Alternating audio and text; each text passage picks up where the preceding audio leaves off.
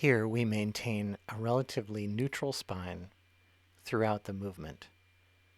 There is a little bit of spinal flexion and extension, but not very much.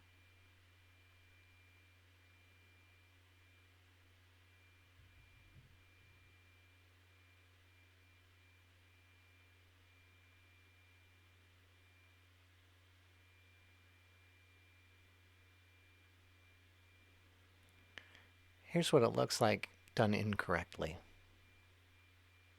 Spine, flexing, and extending. Rounding the spine, arching the back. This is incorrect. Here's correct.